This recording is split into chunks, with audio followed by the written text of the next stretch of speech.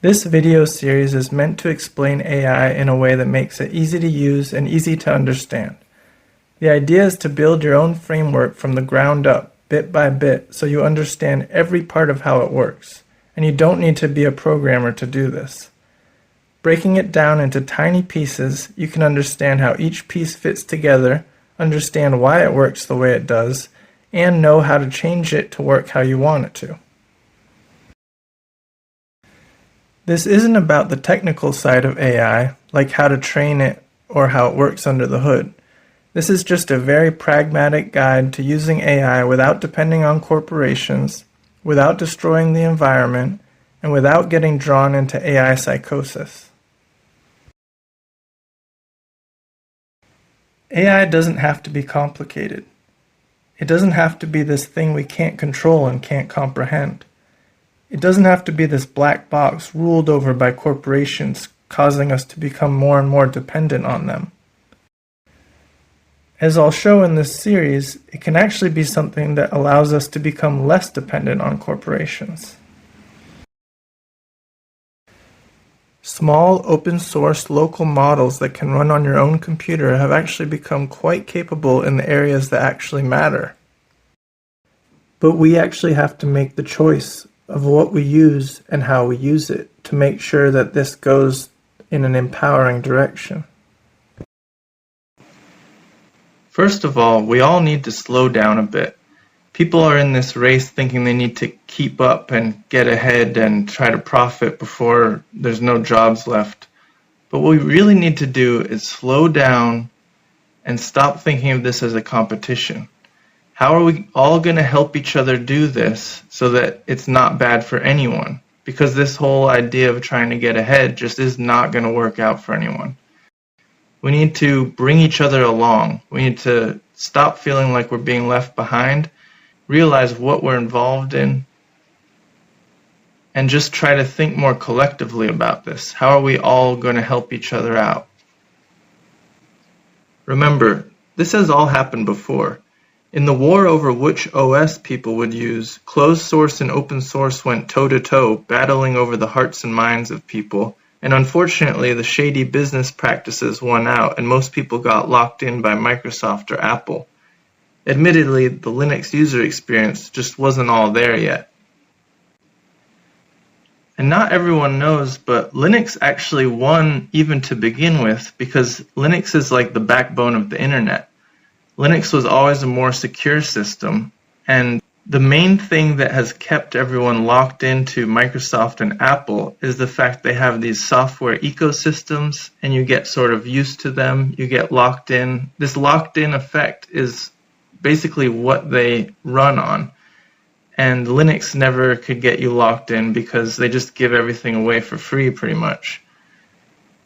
What this means isn't that it's not good software, but that anyone can use it, so Microsoft and Apple can also use it.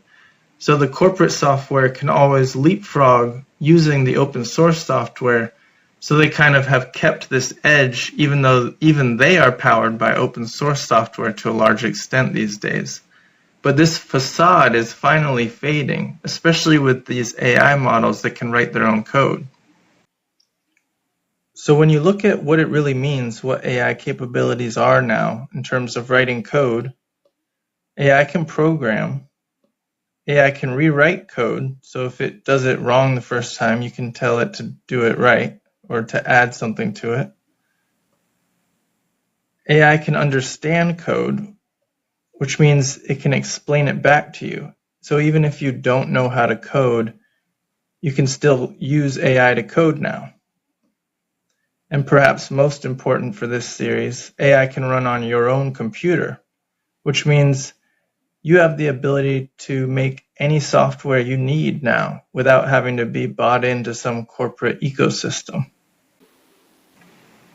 But make no mistake, all of these AI tools and AI companies are also trying to lock you in now. So even as open source AI almost overtakes the corporate AI, there's this whole slew of software, all these frameworks and harnesses and workflows trying to get you locked into their ecosystem. And this is what I'm trying to help people avoid, because if you look at it, all of these harnesses and frameworks, these are just code. And so, like any other code, we can write our own code now because we have the AI to write code. So that means we can write our own frameworks. We don't have to get locked into these ecosystems. And some of these projects are open source, but some are more open source than others. But that's not the only issue. The other issue is, do you understand how it works? Do you understand what it's doing? AI is so powerful once you start to give it lots of tools and things that you want to understand how the whole framework itself works and how it can go off the rails. What can it actually do?